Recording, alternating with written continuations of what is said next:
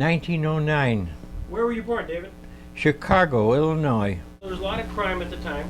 Oh yes, it was mostly about the bootleggers, Al Capone and his gang, and the North Side gang against the enemy in the southern part of Chicago. Right. Did you guys follow it in the newspaper? No, not really. I was never interested in it. I just happened to live on Fullerton Parkway and Clark Street. And Clark Street is where the Valentine massacre occurred. And it was a snowy day. The snow was falling lightly. Right. And we just heard that, well, there was a killing on Clark Street. Right. Did you fear for your safety at all? No, never. Never? No. It was mostly the gangsters on the north side that controlled the beer interest and the bootlegging. You know, that was when Prohibition was still in effect. Right. And I forget most of this stuff being 96 years old. You're amazing. Well, I guess I am. July 22nd, 1934.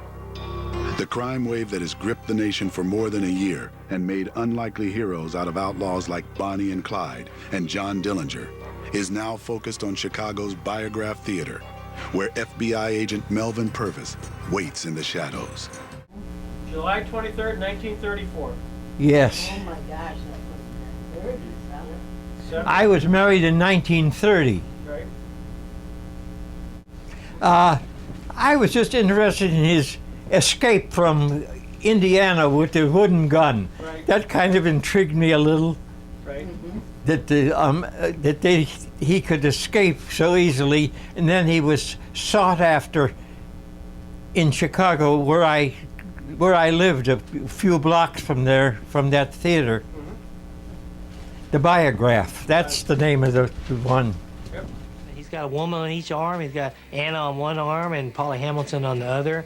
And he walks up and buys tickets and goes into the theater. I was there the night he got shot in the alley of that theater on I forget the name of that street, that streetcar line. I should remember. It was only walking distance from the house, and we decided, my wife and I, to go to the theater that night. And also, not to the theater, but to a liquor store that was adjoining the alley where the theater was. Right. He said 100 feet away thronged breathless residents of the scene.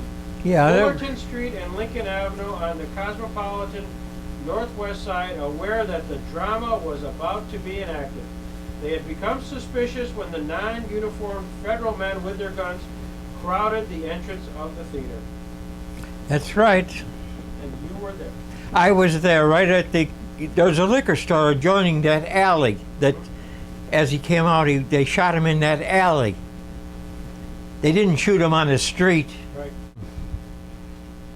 Getting back to his Dillinger deal,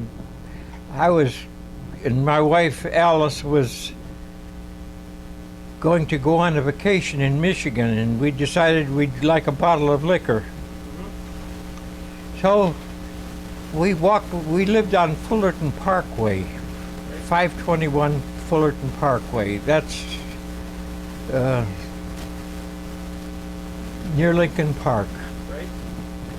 Well, anyway, we went to the liquor store and we purchased a bottle of liquor, and we noticed all the police cars. There must have been a dozen police cars that were on the driveway where the theater, the Bijou Theater,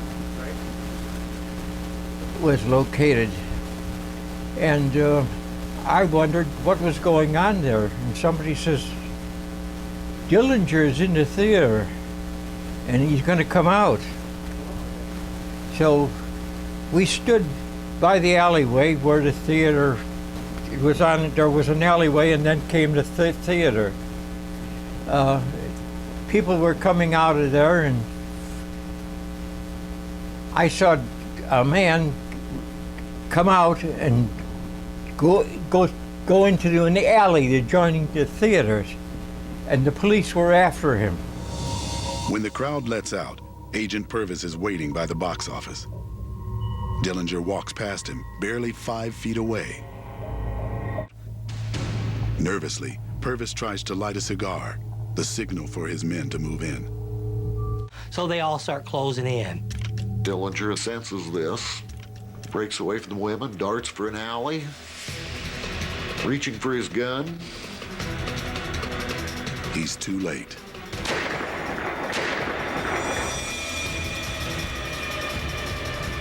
Public enemy number 1 dies without firing a shot.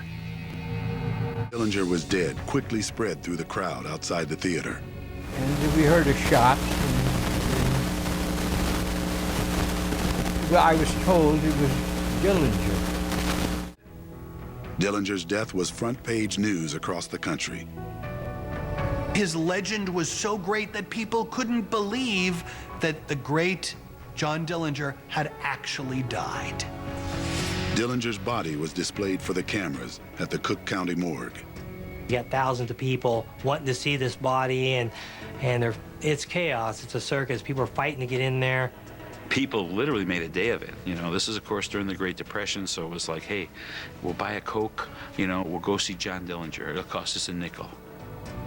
Many people stood in line for hours to go past the body, only to get back in line and stand for more hours to be able to see it twice. The story of Dillinger's death instantly assumed mythic proportions, starting with numerous newspaper accounts of a mysterious lady in red, who was, of course, Anna Sage, although her red dress was actually orange. He lived for some time with this woman on the north side, and they couldn't locate him. And she fingered him. She was the one that was responsible for his death, really. That woman in red. Woman in red, yeah. But I'm the only one left of anybody I knew. Probably the only one left who saw this. Probably.